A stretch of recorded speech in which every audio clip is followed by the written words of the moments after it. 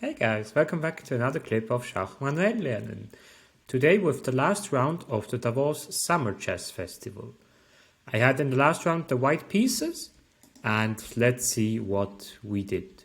So I had the Sicilian opening, the 4-knight opening, and here I normally play the variation with capture e5, knight there, this is all main line, queen c7, f4, queen b6. It's a bit a special line because you have I will show you quickly the theory. Like it would be c4, bishop b4 check, king e2, f5 for attacking the knight in the center, knight goes back, bishop there, king f3. And it's well studied, this opening, and the king on f3 does actually a quite good job because he's quite safe and we have the advantage of this bad pawn. However, I mixed up the theory, unfortunately, and I was a bit too afraid of this one. That's why I played here king e2, which is a mistake because after bishop a6, f5, now I don't have the pawn on c4. And here I play bishop e3, c5, capture, capture on a6, queen d3 for offering queen trade. Like here I knew queen d3 was not the best move, but I wanted to create some imbalance because my opponent was a bit weaker in the last round and my strength is in the end game, so I thought I'd give it a try. He denied it and played queen c6 check, king f2. Queen e4 would be a mistake because he can just grab the center and just win a piece at the end. So that's why I played king f2, rook g8, g3, f5. As I mentioned in some previous clips, he has the black square bishop, me too, so he want to fix my pawns on black squares, that he can attack it later. c4, bishop g7, rook b1, and here he decided to capture this pawn, because if I capture back, he will win material. So that's why he wins temporarily a pawn. However, he gives me a lot of activity for this pawn. Like I played rook d1, attacking here later. He went back with bishop, and now my two rooks are just really, really strong. Queen d6 is attacking this pawn, and in case of capture, king e7, I can swing my rook to a6 and attack this pawn for the rest of the game. So my rooks are doing much more than his rooks are doing. Yeah, it was actually the main game. What happened? He just decided here for bishop e7, but doesn't change that much. King d8, rook b7, king c8, and then I could capture there. Rook g7, because the threat is winning the rook in two moves. Rook g7, king f3, d6, h3, h5. He wants to stop my g4, but when he plays it immediately, it's a mistake, because he should have played here king b8. We will see now why. Because after h5 I can give a check and then I can go to h8. If he would have played king b8 first, then it wouldn't have been possible.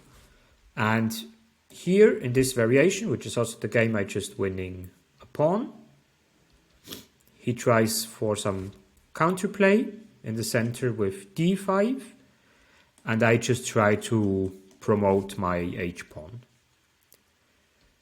He played d4, and here It's a completely winning position already.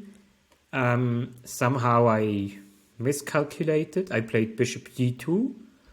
H6 would have been better.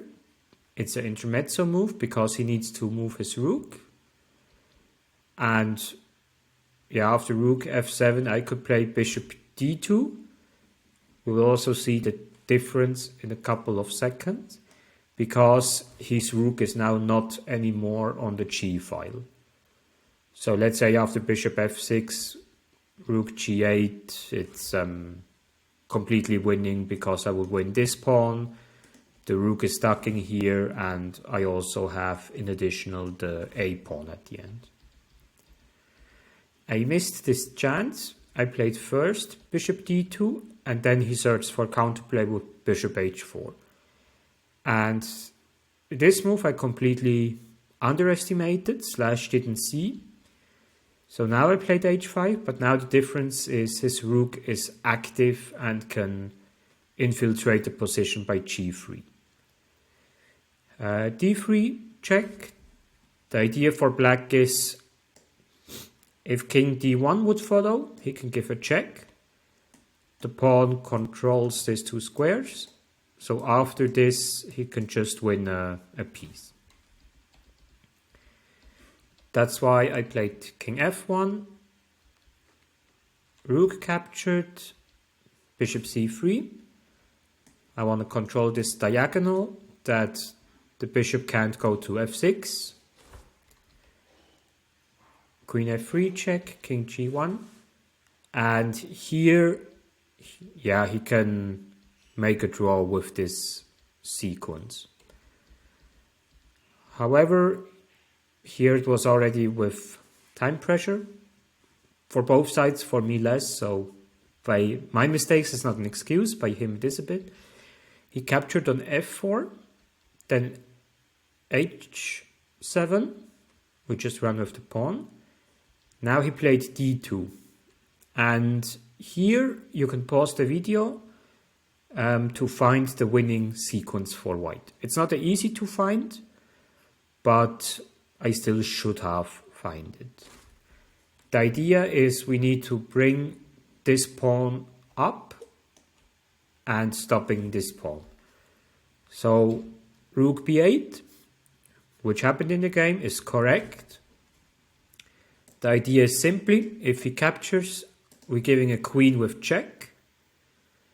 And if he plays this one, we can simply capture the pawn and have a queen against the rook. That's why he denied to capture. He played king c7. And here I missed the win because I continued with a check. And he just went with king, bishop captured, intermezzo check, and then he can stop the pawn. What would be winning is like simply rook b1. Goes back, defends d1, and the bishop is still here for the promotion. So after that it would have, yeah, it just wins the game on the spot. And I missed rook b1. That's why the game continued. Made a queen, and now this endgame, objectively it's already a draw. I will just show you some ideas. I just need to keep my pawn if possible, otherwise, yeah, it's easier a draw. So I move. Here I played a5 for a small trick. If he captures, we give a check and win the rook. But he played queen c6, king e1, back. Now he plays f4, because if I would capture, this is not winnable. And I played king e2, rook a3, and here, yeah, I decided to try the endgame rook and bishop against rook at the end, because I didn't see how I could make progress. So I captured there, rook check, winning the next pawn.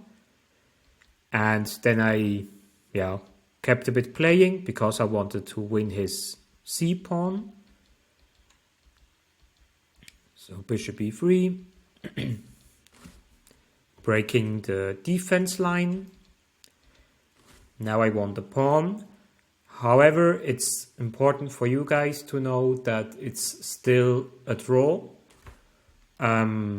If you played correctly, of course. And I tried it here, of course, because you can't lose that with white, so you try to win it.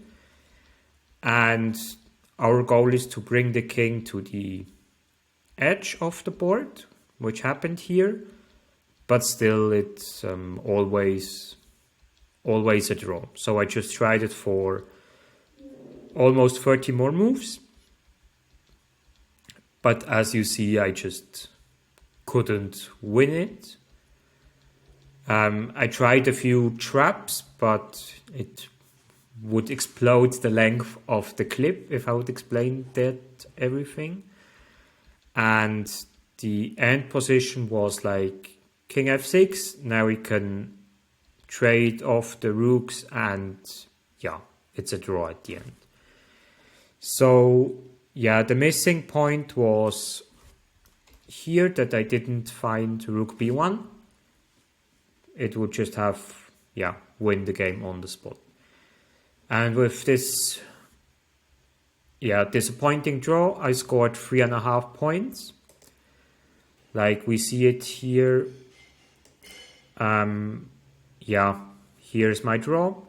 I had a huge chance for making 4 points. And we will see by the results after 5th round that at the end I managed to be 12 as starting number 9, which was a bit disappointing at the end, of course, because with a win in the last game, it would have been a 4th place, and that would be a really awesome result. And when we go for the player details, I played more or less the expectations, but of course, when you want to have 2000 or reaching 2100, you just need to win this kind of positions and play better than your rating. So with this game, I wish you a wonderful weekend. Stay healthy and see you soon, guys.